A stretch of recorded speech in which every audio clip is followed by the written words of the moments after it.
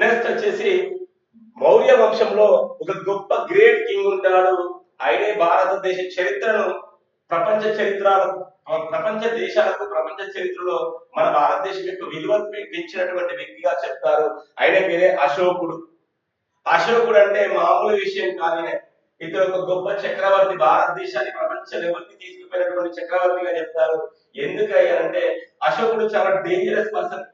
99 మంది తన రక్త సంబంధం ఉన్నటువంటి తన బ్రదర్స్ నే చంపి రాజ్యం మీదకి వచ్చినటువంటి వ్యక్తి, మగధ సామ్రాజ్యం మీదకి వచ్చినటువంటి వ్యక్తి. కాబట్టి ఇతడు డేంజరస్ అని కూడా చెప్పొచ్చు. ఇతని యొక్క బిరుదులే చెప్తా ఉంటాయి ఏంటంటే చండ శాసనుడు, చండాలుడు, చండ శాసనుడు, చండాలుడు, దేవనం ప్రియదర్శి అనేటువంటి పేర్లతో ఇతని యొక్క బిరుదులు రావడం జరుగుతుంది. కాబట్టి భారతదేశ చరిత్రలో ఇతని ద్వారానే బాగా గొప్పగా ప్రపంచ దేశాలకు ఇతను చేసినటువంటి గొప్ప గొప్ప విషయాలలో ప్రపంచ దేశాలు తీసుకురావడం జరుగుతుంది. కాబట్టి ఇతను చేసినటువంటి చండాలమైన పని ఏంటంటే కళింగ యుద్ధము.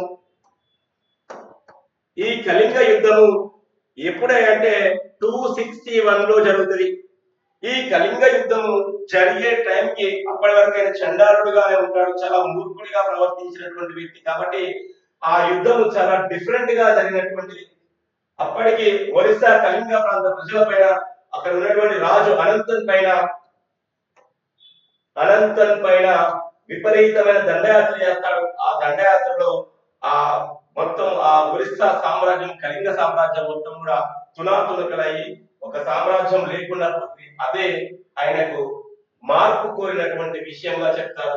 కళింగ రాజు చనిపోయిన తర్వాత కళింగ ప్రజలు ఆర్తనాదాలు విని ఆయన చేంజ్ అయిపోతాడు. అదే అప్పటి నుండి ఈయన మొత్తం ఖడ్గము పట్టకూడదు, రాజ్యాల పైన యుద్ధం చేయకూడదు అనేసి బౌద్ధ మతాన్ని తీసుకున్నటువంటి వ్యక్తి, బౌద్ధ మతాన్ని తీసుకున్నటువంటి వ్యక్తిగా చెప్తారు.